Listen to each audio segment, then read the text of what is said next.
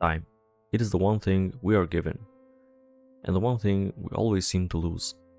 It moves forward without hesitation, dragging us along in its current, shaping our lives in ways we barely comprehend. We chase it, we measure it, we carve it into numbers and schedules, hoping to grasp its essence.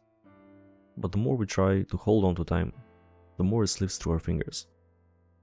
What is time? Is it an illusion, a mere invention of the human mind? Or is it something deeper, something woven into the very fabric of existence? The great minds of history have wrestled with this question, each offering a glimpse into the mystery of time. Some seeing it as a river, others as a cycle, others still as something that does not even exist at all.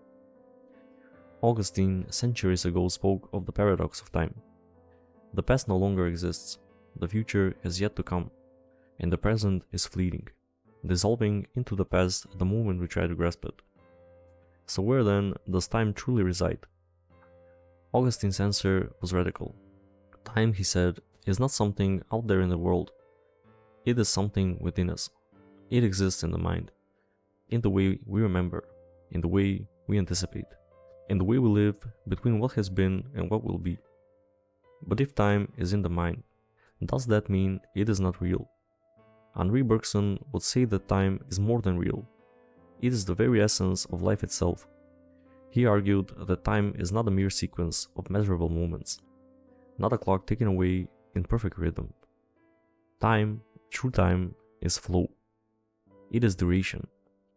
It is the way our consciousness unfolds, one moment bleeding into the next, never separate, never still.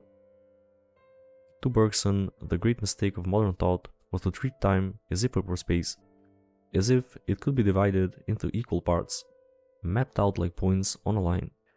But the time we live is not the time we measure, the time of a dream, the time of suffering, the time of love.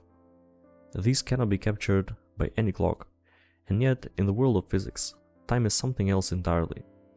It is a coordinate, a dimension, a feature of reality that bends and stretches depending on the observer.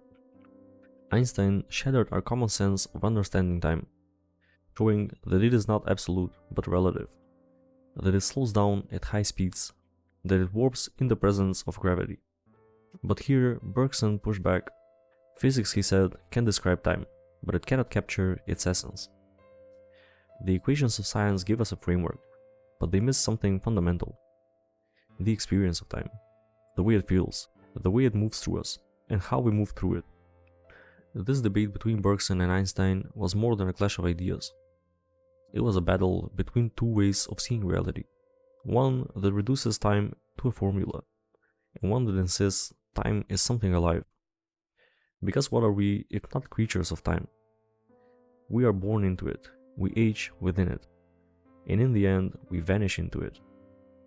Time is not simply what happens to us, it is what we are. And yet, there are those who say that time does not exist at all, that it is an illusion, a trick played by our minds, a mere shadow of something deeper. And if that's true, then what does that make us? If time is an illusion, then what does that mean for everything we hold dear? Love, memory, identity, all are bound to time, woven into its unfolding. If time is not real, then neither is the story of our lives. Some physicists argue that time is merely a byproduct of entropy, a consequence of disorder increasing in the universe. The past is simply the place where things were arranged in a more orderly way. The future is where chaos takes over. But this means time is not fundamental, only changes. We feel time because we see things change, because we decay, because we move through a world that is constantly shifting.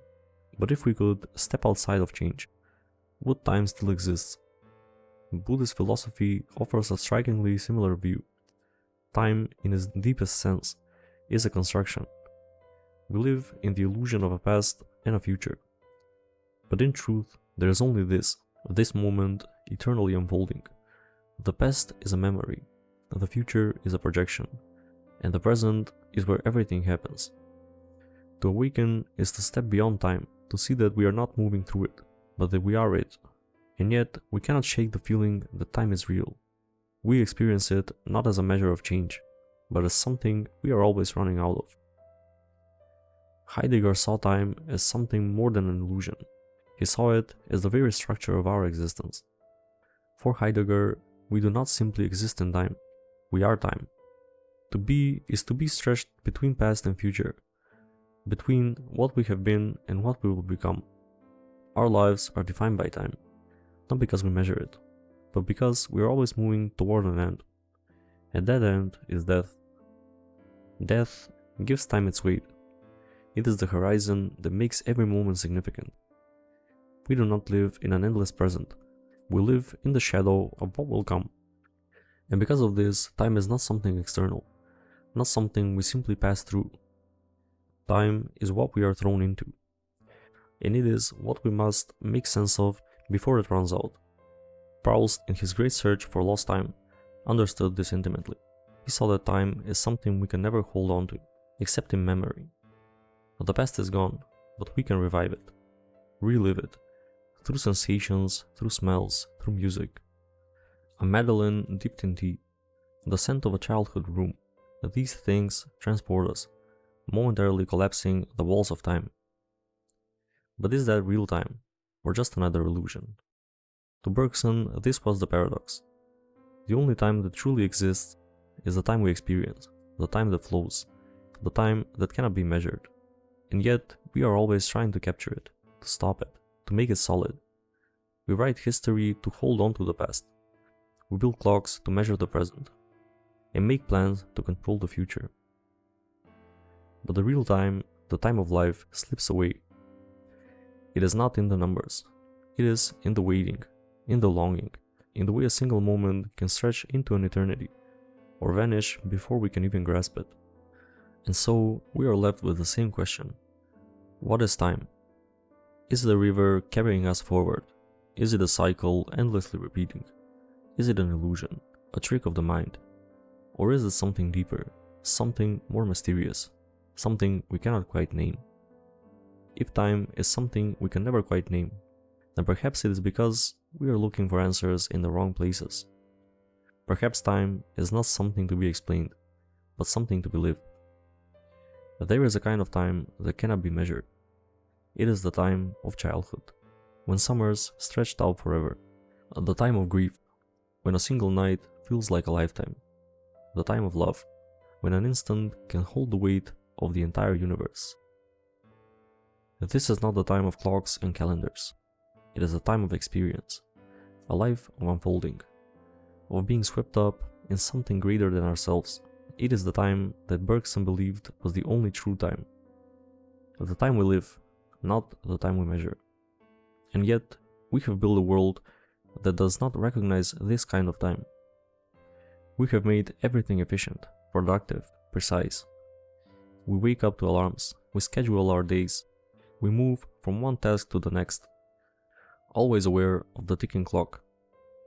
Time in this world is a resource, something to be spent, something to be wasted, something that is always running out. But in our obsession with controlling time, have we lost something? Have we forgotten how to live in time, rather than against it? Philosophers like Bergson and Proust remind us that time is not our enemy. It is not something to be conquered. It is something to be felt, to be embraced, to be understood not through science, but through experience. In a way, we already know this. We know it when we lose ourselves in a great book, in a piece of music, in a conversation that stretches deep into the night. We know it when we look at the stars and feel, for a moment, the weight of eternity pressing down on us. We know it in those fleeting moments of stillness, when time seems to disappear entirely, and all that remains is being. So what then should we do with this time? Should we chase it? Should we measure it? Or fight against it? Or should we learn how to flow with it? To live inside of it? To let it shape us instead of trying to shape it? In the end, time is both a mystery and the most familiar thing in the world. It is something we cannot escape. It's something we rarely stop to understand. It is our greatest limit, yet the source of all possibility.